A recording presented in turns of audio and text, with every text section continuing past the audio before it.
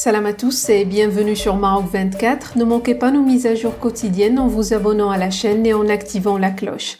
Aujourd'hui, le mardi 27 juin 2023, on va analyser comment l'Algérie, en tentant de jouer sur l'échiquier international, s'est retrouvée face à une riposte fulgurante de la part de la Serbie sur la question du Sahara marocain. Une humiliation publique pour la diplomatie algérienne. Restez avec nous pour décrypter ce revers dans cette revue de presse tirée du site d'information Express. Envie d'un voyage au Maroc? Réservez votre ferry dès maintenant sur billetbateaumaroc.fr, facile, rapide et fiable. Le 21 juin, le ministre algérien Ahmed Attaf a tenté de faire un parallèle douteux entre l'affaire du Sahara marocain et le Kosovo, deux dossiers complètement distincts et différents. Il a cherché à jouer sur la sensibilité des Serbes vis-à-vis du Kosovo, qui a déclaré son indépendance en 2008, et est habité par 1,9 million d'Albanais musulmans.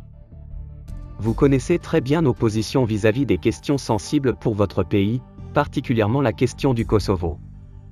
Dans notre région, il y a aussi la question du Sahara occidental qui influe directement sur la déstabilisation de toute la région.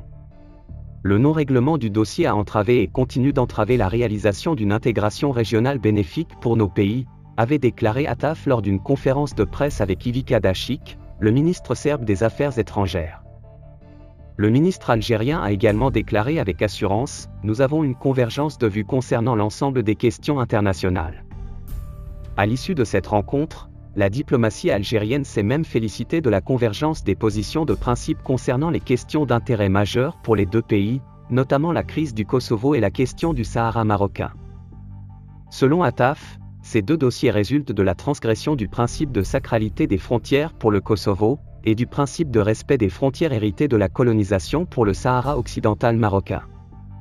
Lundi, à l'issue d'un entretien téléphonique entre le ministre des Affaires étrangères marocain, Nasser Bourita et son homologue serbe Ivica Dačić, le Serbie a réitéré son soutien à l'intégrité territoriale du Maroc, ainsi que sa position de principe contre le sécessionnisme et le séparatisme.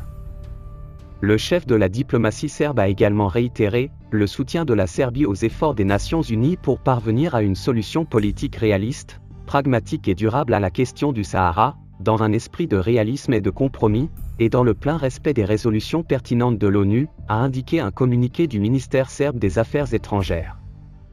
De même, le ministre serbe a exprimé sa gratitude au Maroc pour son soutien constant et ferme à la préservation de la souveraineté et de l'intégrité territoriale de la Serbie, conformément au droit international.